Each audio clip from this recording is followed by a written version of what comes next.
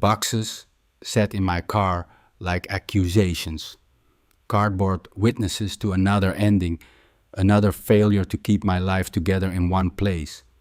I'd been staring at them through the windshield for 10 minutes now, keys heavy in my palm, trying to summon the energy to begin again. The apartment building loomed above me, red brick, narrow windows, the kind of place where people came to disappear into themselves. Third floor, no elevator. I'd seen worse, but today it felt like climbing Everest would be easier than carrying my entire life up those stairs. My phone buzzed. A text. Still need help today? I can be there in 20. Marcus. I stared at his name on the screen, thumb hovering over the keyboard. We'd barely spoken in 2 years, maybe exchanged birthday wishes and the occasional like on social media. But when I'd mentioned the move in passing during a mutual friend's wedding last month, he'd offered without hesitation. I'd been too embarrassed to take him up on it then, too proud maybe, too afraid of what it might mean to let him back into my orbit. But here I was, 28 years old, sitting alone in a parking lot with everything I owned stuffed into boxes and garbage bags. And I was tired of being proud, tired of pretending I didn't need anyone. That would be amazing. Thank you. On my way, I closed my eyes and let myself remember him as he was in college, tall and broad-shouldered even then, with dark hair that never quite stayed where he wanted it and eyes the color of coffee with too much cream. He'd been the kind of person who filled doorways, not just with his frame, but with something else, something magnetic. In our dorm room, he'd sprawl across his bed with textbooks scattered around him, completely absorbed in whatever he was studying, and I'd find myself stealing glances when I should have been focusing on my own work. Back then, I told myself it was admiration. He was everything I wasn't, confident, easygoing, the kind of person who made friends everywhere he went, while I hung back in the shadows, content to be his +1 at parties, his study partner during late-night cramming sessions. It wasn't until senior year when he started dating Sarah from his economics class that I realized the hollow feeling in my chest whenever I saw them together had a name. I never said anything. How could I? We were best friends, roommates, and I was still figuring out who I was, still wrestling with parts of myself I wasn't ready to examine too closely, so I buried it. Convinced myself it was just confusion, just the intensity of college friendships. After graduation, it was easy to let this distance do what words couldn't. He moved to Chicago for work, I stayed local, and gradually our daily texts became weekly calls, became holiday greetings, became silence, until now. 20 minutes later, I heard his voice before I saw him. Jesus, David, did you pack rocks in these things? I turned, and there he was, already hefting one of the heavier boxes from my trunk like it weighed nothing. 5 years had filled him out even more. His shoulders broader, his jaw sharper with a hint of stubble. He wore a faded Northwestern t-shirt that clung to his chest and jeans worn soft at the knees. When he smiled at me, it was like stepping into sunlight after a long winter.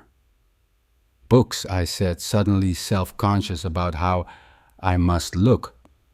Wrinkled clothes, hair unwashed, the general aura of a man whose life had recently exploded. Thanks for coming, I know it's... Don't. He cut me off, not unkindly. You do the same for me. Would I? I wanted to think so, but honesty was a sharp thing. I'd spent so much time running from anything that reminded me of him, of us, of the way he made me feel like I was more than the sum of my anxieties and insecurities. But here he was, showing up anyway, no questions asked. Besides, he added, grabbing another box, I was curious about this place. You described it like it was witness protection. I laughed despite myself. Close enough. The truth was I'd needed somewhere to disappear after everything with James fell apart. 3 years together, an apartment we'd painted together, furniture we'd picked out together, a future that evaporated the moment I walked in on him with his coworker from the marketing firm. The divorce, though we were never married, it felt like one, had been swift and brutal. He kept the apartment, the friends, the life we'd built. I kept the boxes. Lead the way, Marcus said, balancing 2 boxes like they were feathers. The stairwell was narrow and dim, painted an institutional green that had probably been cheerful once but now just looked tired. I went first, listening to Marcus's steady breathing behind me, the soft thud of his sneakers on each step. At the first landing, I glanced back and found him watching me, something unreadable in his expression. You okay? He asked. Just out of shape, I lied. The truth was, having him here felt surreal, like stepping into a memory that hadn't quite faded right. We're almost there. The apartment was small, 1 bedroom, a living room that might charitably be called cozy, a kitchen with barely enough counter space for a coffee maker. The walls were white, aggressively blank, and the floors were that fake wood laminate that echoed with every footstep. It smelled like fresh paint and industrial carpet cleaner, the scent of new beginnings and other people's exits. Home sweet home, I said, setting my box down with more force than necessary. Marcus surveyed the space, hands on his hips. It has good light, he offered diplomatically. The realtor said the same thing. I think it's code for at least the windows aren't boarded up. He laughed, the same warm, genuine sound I remembered from college, and something tight in my chest loosened. Hey, remember that place senior year where the ceiling leaked every time it rained? And we had to put buckets out like some kind of modern art installation. This is a palace compared to that. For a moment we stood there grinning at each other like idiots, and it was so familiar it hurt. Then he clapped his hands together, all business. All right, let's get the rest of your life up here. We fell into a rhythm after that, up and down the stairs, box after box, the pile in my living room growing steadily. Marcus moved with the easy efficiency I remembered. No wasted motion, no complaints, even when we had to maneuver my couch up the narrow stairwell like a puzzle piece that didn't quite fit. I had forgotten how much space he filled in a room, and not just his frame, but his presence. He had a way of making everything feel more manageable just by being there, like problems were just temporary inconveniences rather than insurmountable obstacles. When the couch got stuck on the second landing, he didn't curse or panic. He just stepped back, assessed the angles, and suggested we turn it on its side.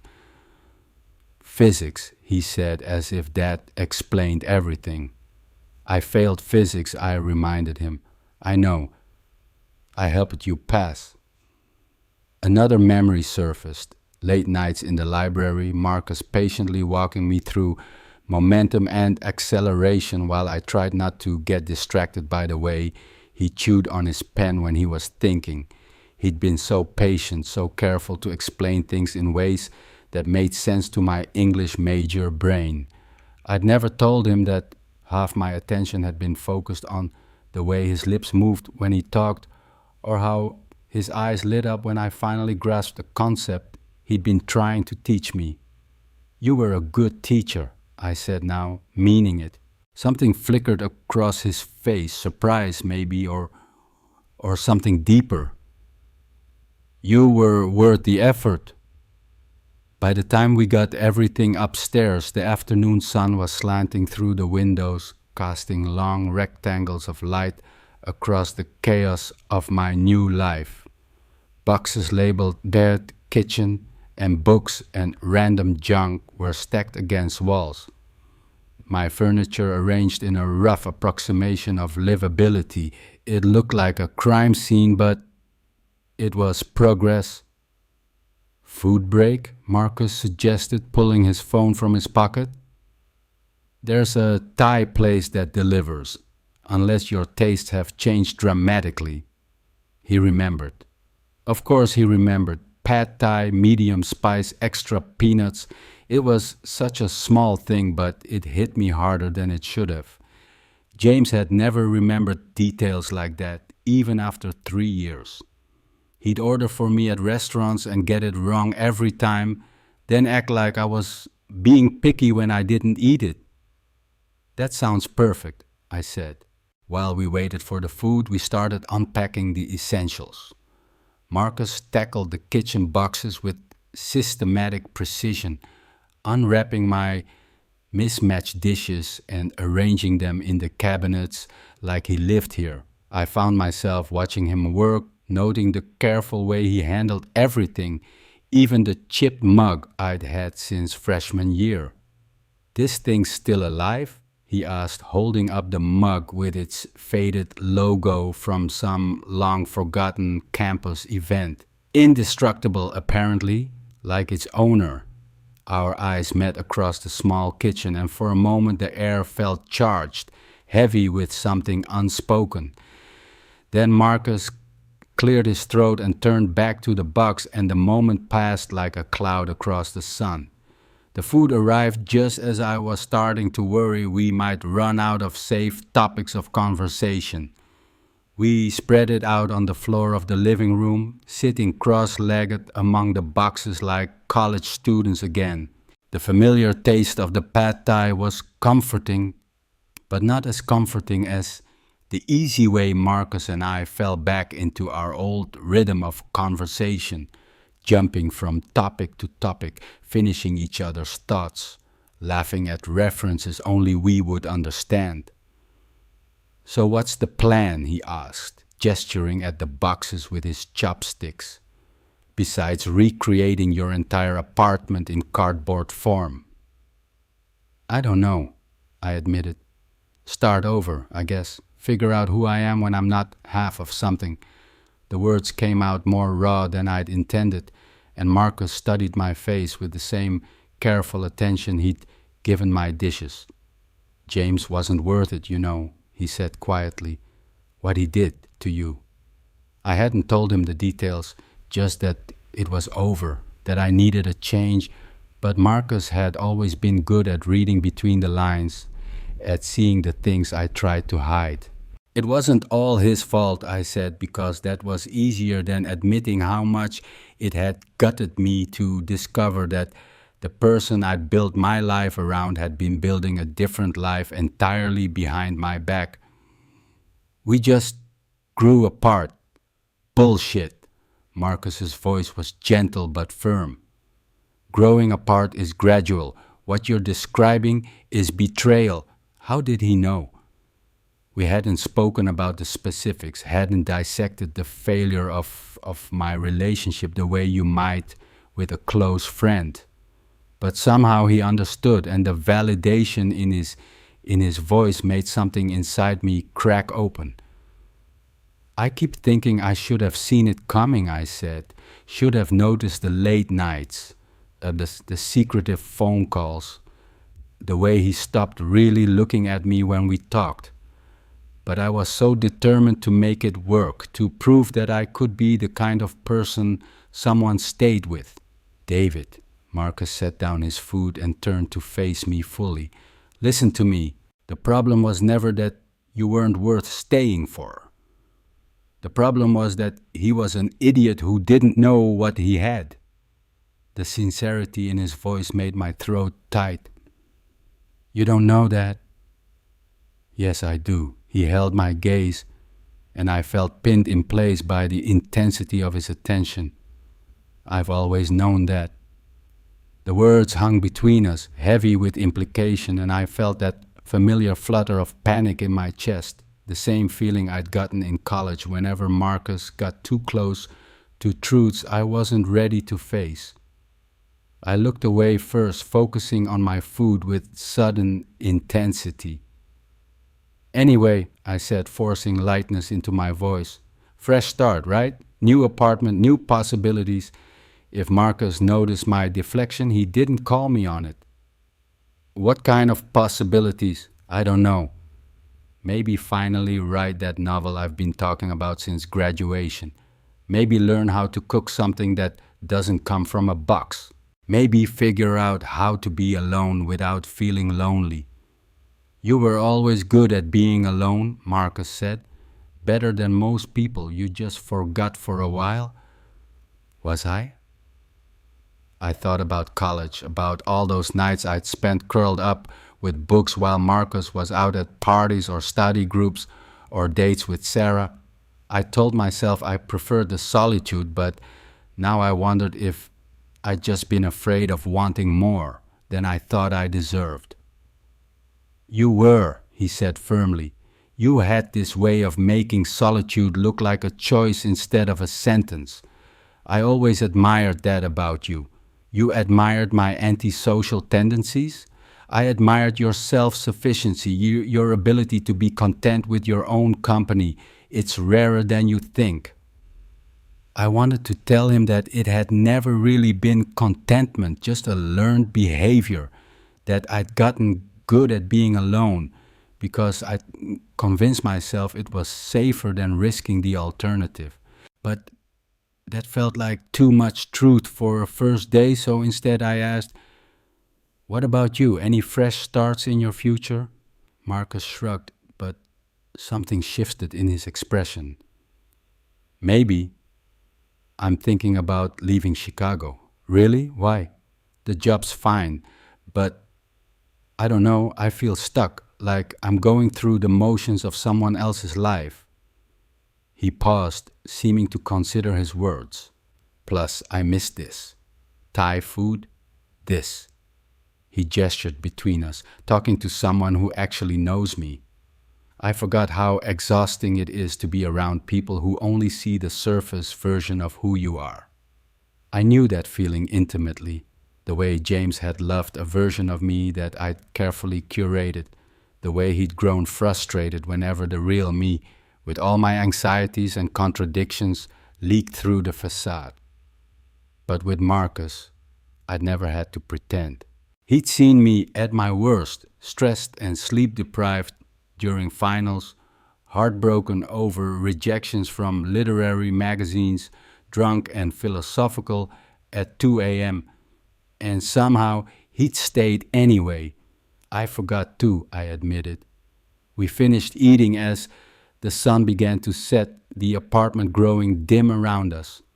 Marcus stood to throw away our containers, and I found myself watching the easy way he moved through my space like he belonged there. When he came back, he surveyed the remaining boxes with a determined expression. "All right," he said, rolling up his sleeves. "What's next?" We spent the next few hours making the apartment look less like a storage unit and more like a place where someone might actually live. Marcus had an eye for arrangement that I lacked. He knew instinctively where things should go, how to make the small space feel larger and more welcoming. Together, we assembled my bookshelf, a process that involved much swearing at incomprehensible instructions and only one minor injury when I pinched my finger in a hinge. Arranged my books by genre and hung the few pieces of art I'd managed to salvage from my old life. There was something deeply intimate about the work, the quiet efficiency of it, the way we moved around each other in the small space, the gradual transformation of blank walls into something that looked like home. When we both reached for the same screwdriver while assembling my coffee table, our hands brushed and neither of us pulled away immediately. The contact lasted maybe 3 seconds longer than it should have, and when we finally separated, the air felt charged again. Marcus cleared his throat. Sorry. Don't be. The words came out more loaded than I'd intended, and we looked at each other for a moment that stretched too long. Then Marcus picked up the screwdriver and went back to work, and I tried to ignore the way my skin still tingled where he touched me. As evening settled around us, the apartment began to feel different. The harsh overhead lighting had been replaced by the warm glow of my table lamps, and with my books on the shelves and my art on the walls, the space started to feel like it might actually belong to me. But more than that, it felt warmer, fuller, because Marcus was there. His presence had a way of making even empty spaces feel inhabited. You know, he said, stepping back to admire our work. This place has potential. You think? I know. He turned to me with a smile that made my chest tight. It feels like you. I wasn't sure what he meant by that, but something in his tone made it sound like a compliment. We stood there in my almost furnished living room, surrounded by the evidence of our shared effort. And for the first time in months, I felt something like hope. I should probably get going, Marcus said eventually, though he made no move toward his jacket. You've got a big day tomorrow, first night in the new place. The words hit me like cold water. Of course he was leaving. Of course this was temporary. He had his own life to get back to, his own apartment across town, his own routines and responsibilities. This had been a favor, nothing more, and I'd been foolish to let myself read more into it. Right, I said, trying to keep the disappointment out of my voice. Of course. Thank you, Marcus. Really, I couldn't have done this without you. You could have, he said gently, but I'm glad you didn't have to. He gathered his jacket from where he draped it over a box, and I walked him to the door. In the hallway outside my apartment, with the fluorescent lights casting harsh shadows on our faces, the magic of the day felt suddenly fragile. You'll be okay here? He asked, keys already in his hand. Yeah, I said, though the word felt hollow. I think so. He studied my face for a moment, and I wondered what he saw there. The same uncertainty I'd been carrying around for months.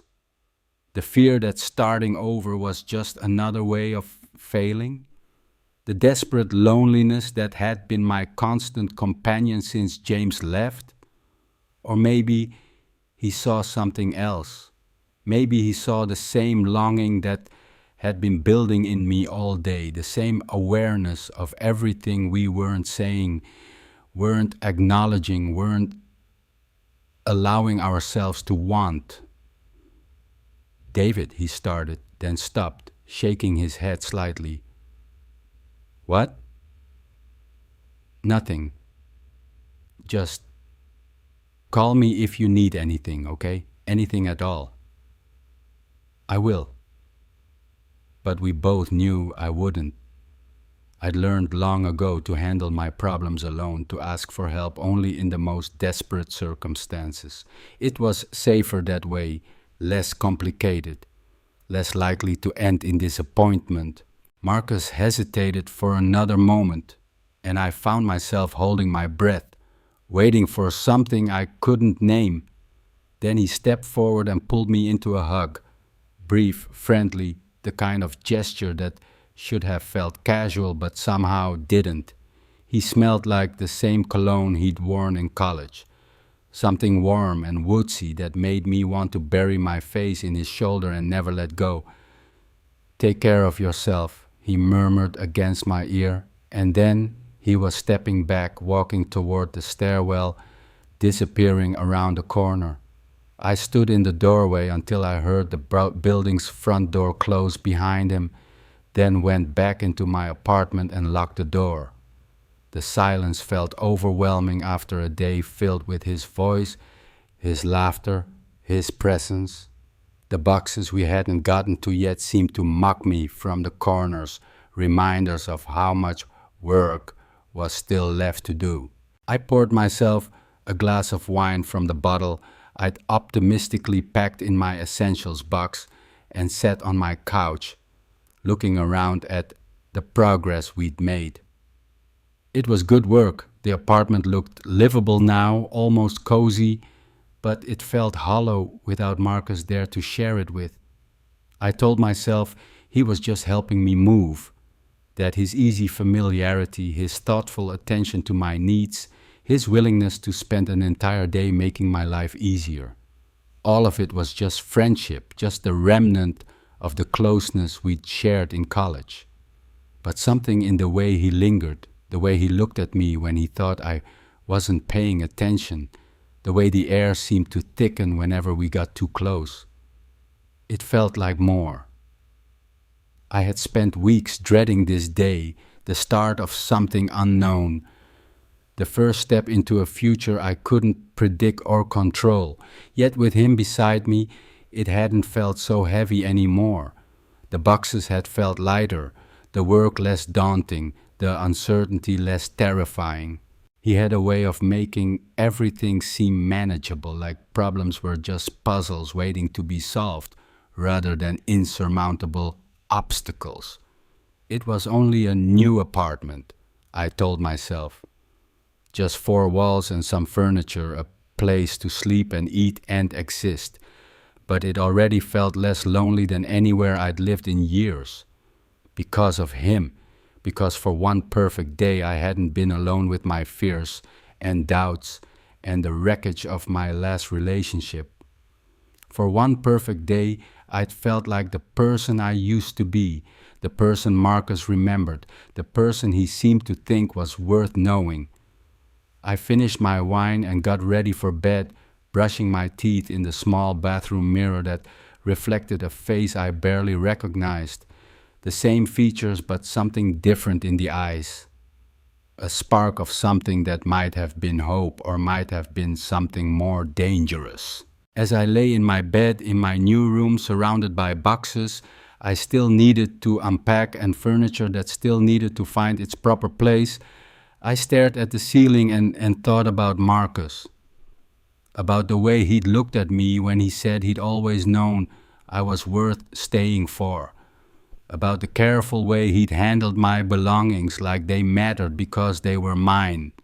About the moment when our hands had touched and neither of us had pulled away. I thought about the pause at the door, the way he'd started to say something and then stopped. The way he'd hugged me like he didn't want to let go, like he was trying to memorize the feeling of holding me. I almost asked him to stay. The words had been right there, balanced on the tip of my tongue, just a simple request that might have changed everything. Stay for dinner. Stay for a movie. Stay because I don't want to be alone tonight. Stay because something is happening here that I'm not ready to name, but I'm also not ready to lose. But I hadn't said them. I'd let him walk away because that was safer, because it preserved the friendship we'd rebuilt today, because it kept me from having to confront the possibility that maybe, just maybe, the feelings I'd buried in college had never really died. Almost. The word echoed in the darkness of my new bedroom, full of possibility and regret in equal measure. Almost asked him to stay. Almost told him how I felt. Almost took the risk that might have led to everything I'd been afraid to want, but almost wasn't enough. And now he was gone. And I was alone with the boxes and the silence and the ache of knowing that I'd let another chance slip through my fingers. Tomorrow I would unpack the rest of my life. Tomorrow I would begin the work of building something new from the pieces of who I used to be. Tomorrow I would try to convince myself that this apartment could feel like home even with just me in it.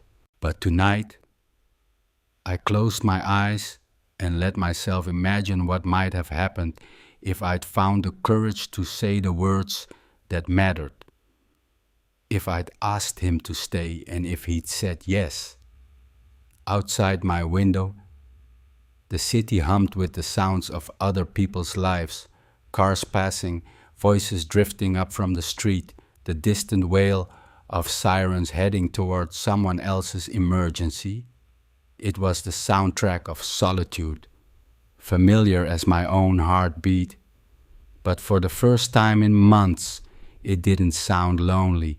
It sounded like possibility. Part 2. I woke to sunlight streaming through bare windows and the disorienting silence of a space that didn't yet know my rhythms. For a moment I couldn't remember where I was. The ceiling was wrong, the light fell at unfamiliar angles, and the sounds drifting up from the street were different from what I was used to. Then it came back. The new apartment, the boxes, Marcus. The memory of yesterday hit me like a physical thing. His laugh echoing off empty walls, the careful way he'd arranged my books, the moment at the door when I almost asked him to stay. In the harsh light of morning, it felt both more real and more impossible than it had the night before. I padded to the kitchen in my boxers and t-shirt, stepping around boxes to get to the coffee maker. It was only as I was measuring grounds that I saw it. A navy blue hoodie draped over the back of one of my dining chairs. Northwestern, faded from years of wear, still holding the faint scent of his cologne. Marcus had forgotten it. I lifted the soft fabric and something in my chest clenched tight. It was such a small thing, but it felt significant.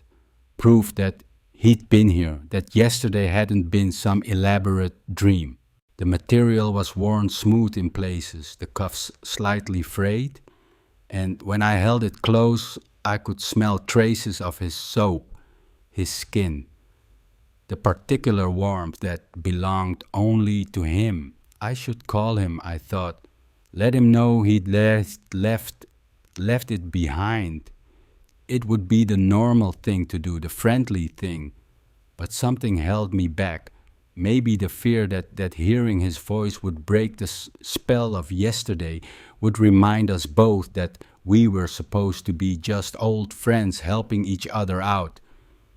Maybe the selfish desire to keep this piece of him here a little longer, to have something that belonged to him in my space. Instead, I draped the hoodie over my shoulders and made my coffee, letting myself pretend for a moment that this was normal, that Marcus left his clothes in my apartment all the time, that we were something more than two people who used to be close. The coffee was bitter. I'd gotten the measurements wrong, but I drank it anyway, standing at my kitchen window and watching the city wake up below. People hurried past on the sidewalk, absorbed in their own lives, their own purposes. From up here they looked like they knew exactly where they belonged. I spent the morning unpacking more boxes, trying to ignore how quiet the apartment felt without Marcus's presence to fill it. Every small task, hanging pictures, organizing my closet, setting up my desk, felt harder than it should have, like I was moving through water. It wasn't that the work was difficult, it was that doing it alone reminded me how much easier everything had been with him there. Around noon my phone rang. Marcus's name on the screen made my pulse quicken. "Hey," I said, trying to sound casual. "Did I leave my hoodie there?" His voice was warm, slightly out of breath, like he'd been rushing around. "I can't find it anywhere, and I've got a meeting this afternoon." "Yeah, it's here." I touched the soft fabric where it lay across my couch. "Do you need it right away?" "If it's not too much trouble. I could swing by on my lunch break." "Of course, I'll be here." After he hung up, I found myself checking my reflection in the bathroom mirror, running a hand through my hair that was still messy from sleep. It was ridiculous. He'd seen me at my worst yesterday, rumpled and stressed and practically falling apart. But somehow this felt different. Yesterday had been about necessity, today was about choice.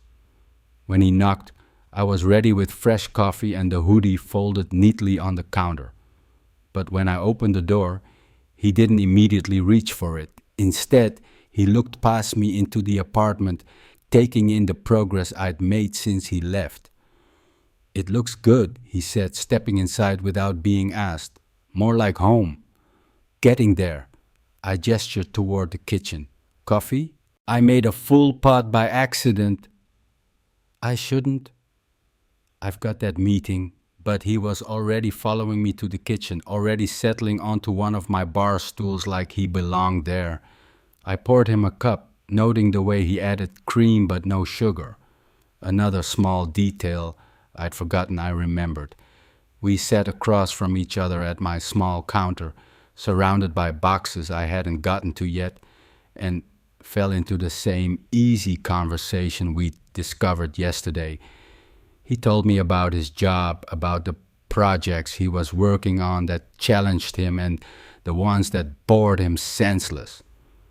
I found myself talking about my writing, about the novel I'd been carrying around in my head for years but had never found the courage to start. "What's stopping you?" he asked, wrapping his hands around his mug like he was settling in for a long conversation despite his earlier protests about time. Fear, mostly. The honesty surprised me. With James, I'd learned to deflect questions about my writing, to make jokes about being a failed novelist before he could. But with Marcus, the truth felt safer. Fear that it won't be any good. Fear that I don't have anything worth saying. Fear that I'll start and not be able to finish. "You were always the best writer in our workshop classes," Marcus said. "Professor Chen used to read your pieces as examples. That was just academic writing. That was storytelling." His voice was firm, certain in a way that made something warm unfurl in my chest. "You have something to say, David. You always have." We sat in comfortable silence for a moment, and I found myself studying his face in the afternoon light streaming through my kitchen window. 5 years had added lines around his eyes, a gravity to his features that made him look more settled, more sure of himself. But his eyes were the same, warm and attentive, with that particular way of focusing on whatever was in front of him like nothing else in the world mattered. "I should get going," he said eventually, though he made no move to stand. "That meeting, right. Your hoodie." I reached for it, but instead of taking it and leaving, Marcus just held it in his hands, running his thumb over the faded logo. "Actually," he said, not quite meeting my eyes, "I was thinking, if you want help hanging those curtains you mentioned, I could come by after work. I know you said you weren't great with tools." The offer hung between us, loaded with possibility. Yesterday had been about helping with the move, a favor between old friends. This would be something else entirely, a choice to spend more time together, to extend whatever was building between us. "Are you sure you've already done so much?" "I want to," he said simply, and the sincerity in his voice made my throat tight. "Besides, it'll give me an excuse to see how the place looks when you're properly moved in." "Okay," I heard myself say, "that would be great." His smile was bright enough to power the building. "I'll bring takeout. Thai again, unless you're sick of it." "Never."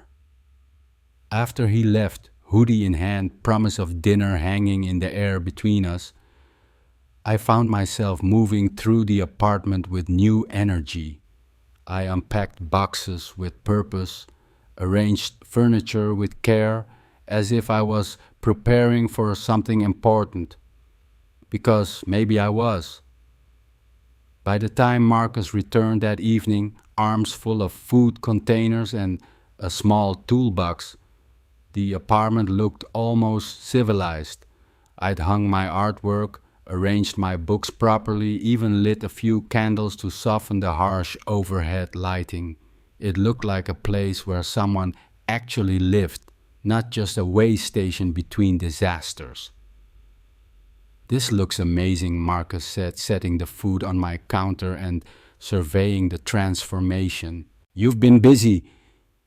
I had motivation, I said, then immediately regretted how that sounded. Too revealing, too obvious about what, or rather who, had motivated me. But Marcus just smiled, that same warm expression that had been undoing me since college. Where are these curtains that need hanging? We spent the next hour transforming my bedroom from a fishbowl into something private and cozy. Marcus measured and marked while I held fabric and tried not to focus too much on the domestic intimacy of it all. The way he moved around my space like he'd been doing this for years. The careful attention he paid to getting everything straight and even. The unconscious way he handed me tools like we were a team that had practiced this dance before. Perfect, he said, stepping back to admire our work.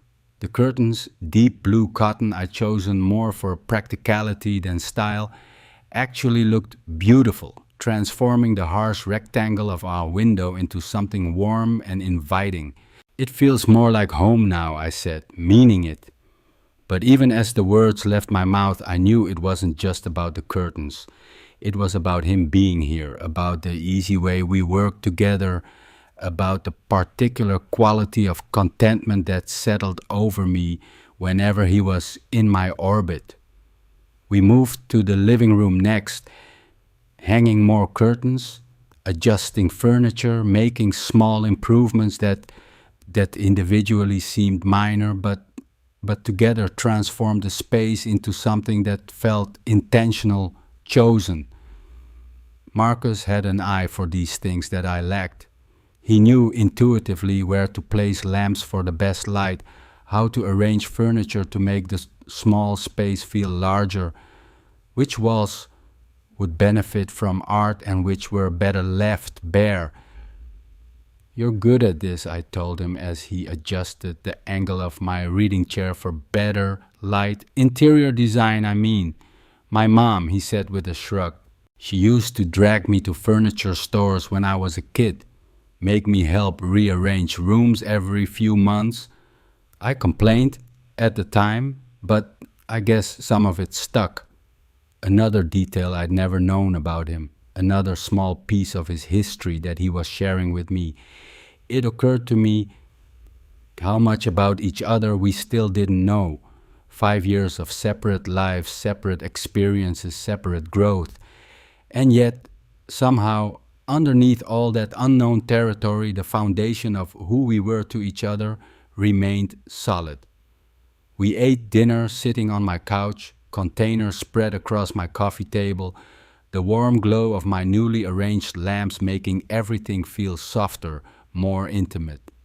Marcus told me about his meeting, a new project that might require traveling, might mean big changes for his career.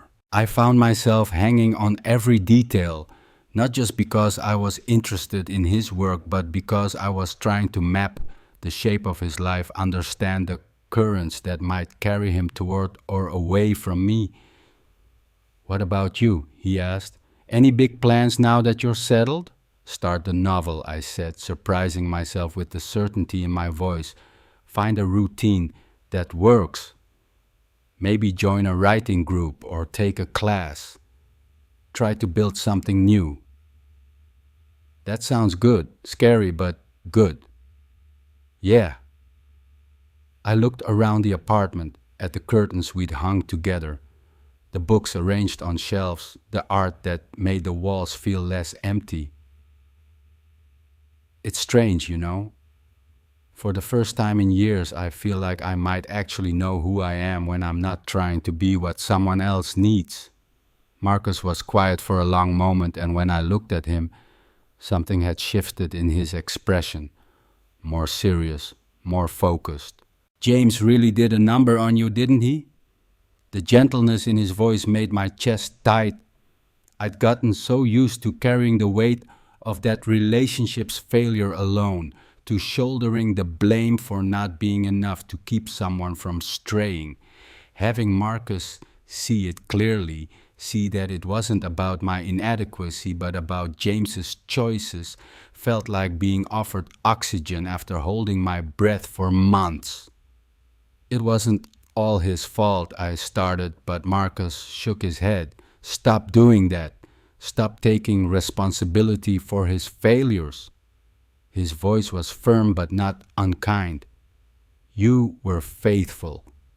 You were present. You were building a life together while he was building lies. That's on him, not you. The words hit something deep and painful that I'd been trying to ignore. The part of me that had wondered if I'd been too needy, too boring, too much of one thing or not enough of another. The part that had been convinced that if I'd just been different, better somehow, James wouldn't have needed to look elsewhere. I keep thinking I should have seen it coming, I said, the words coming out rougher than I'd intended. Should have fought harder to keep him. Why would you want to keep someone who didn't want to be kept? Marcus set down his food and turned to face me fully. David, listen to me. The right person doesn't make you fight to keep them. The right person chooses to stay.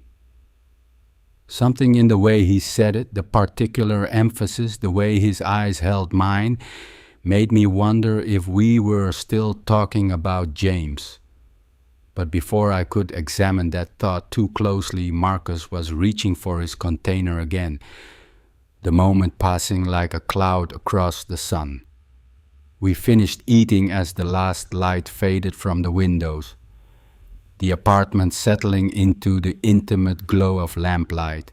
Marcus helped me clean up without being asked, moving around my kitchen like he'd been doing it for years. There was something deeply satisfying about the simple domesticity of it.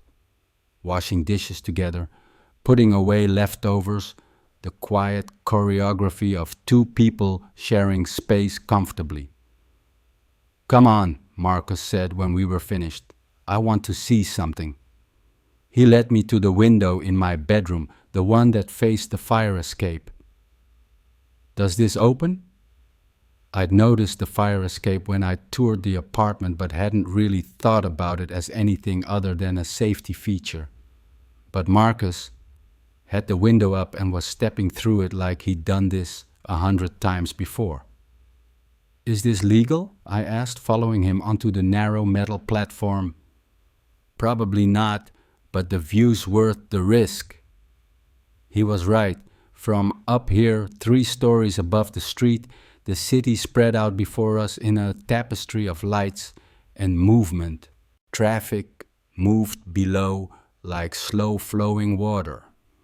Pedestrians appearing and disappearing under street lights, windows glowing in buildings all around us with the warm evidence of other people's lives. We sat side by side on the narrow grating, our shoulders almost touching, and I tried not to think about how right this felt. The two of us suspended above the world, sharing something that belonged to neither of us individually, but somehow to us together. It suits you, you know, Marcus said after we'd been quiet for a while. This place, the fire escape, all of it, the apartment, the neighborhood, the whole fresh start thing, it feels like you. I wasn't sure what he meant by that, but something in his tone made it sound like the best kind of compliment. It only feels right with you here, I said before I could stop myself. The words hung in the air between us, more honest than I'd intended to be. Marcus turned to look at me, and in the soft glow of the streetlights below, his face was all shadows and warm edges. David, he started, then stopped. seeming to wrestle with something. What? When you left last night, I said, the words tumbling out before I could lose my nerve. The place felt empty again. I didn't want you to go. The silence stretched between us long enough for me to start regretting my honesty, to start preparing for the gentle rejection that would preserve our friendship, but kill whatever else might have been growing here. But then Marcus shifted beside me, turning so he was facing me fully. I didn't want to go either, he said quietly. The admission hung in the air like a bridge between us, spanning the gap of everything we hadn't been saying. I felt my breath catch, felt the particular electricity that comes with realizing that want might be mutual, that risk might be worth taking. Marcus, I started, but I didn't know how to finish the sentence. How to put words to the feeling that had been building since the moment he'd shown up yesterday with his easy smile and careful hands. How to explain that having him here didn't just make the apartment feel less empty, it made me feel less empty. Instead of answering, he reached out slowly, deliberately, and placed his hand over mine, where it rested on the metal grating. His palm was warm, slightly calloused, and when his fingers curled around mine, I felt something that had been tightly wound in my chest finally relax. Neither of us pulled away. We sat like that for a long time, hands linked, watching the city breathe around us. Cars passed below, their headlights painting brief patterns on the buildings across the street. Somewhere in the distance, a siren wailed. A couple argued in loud voices on the sidewalk, then disappeared around a corner. The world went on with its business, unaware that everything had just shifted for me. This is probably a terrible idea, Marcus said eventually, but his grip on my hand tightened rather than loosened. Probably, I agreed. Why? Because we're good at being friends. We have history there. And this? He gestured with his free hand at the space between us, at our joined hands, at whatever was crackling in the air around us. This could complicate things. It's already complicated, I said. It's been complicated since college. That got his attention. He turned to study my face, and I saw the exact moment when understanding dawned in his expression. College, he repeated slowly. You mean? I spent 4 years pretending I didn't feel more for you than I should have. I let distance happen after graduation because it was easier than dealing with the fact that you were dating Sarah and I took a breath, found my courage, and I was falling in love with my best friend. The words settled between us like stones dropped in still water. Marcus stared at me for a long moment, and I prepared myself for awkwardness, for the careful reconstruction of boundaries, for the polite fiction that would let us pretend this conversation had never happened. Instead, he laughed, soft and wondering and tinged with something that might have been relief. Jesus, David, all this time what? All this time I thought I was the only one. His thumb traced across my knuckles, a gesture so gentle it made my throat tight. Do you know how many nights I lay in that dorm room listening to you breathe and wishing I could tell you how I felt? How many times I almost said something and then chickened out because I was terrified of losing you? The revelation hit me like a physical thing. You... what? I was crazy about you, he said simply, completely gone. I dated Sarah because I thought if I could just be normal, just want what I was supposed to want, maybe the feelings for you would go away. Did they? No.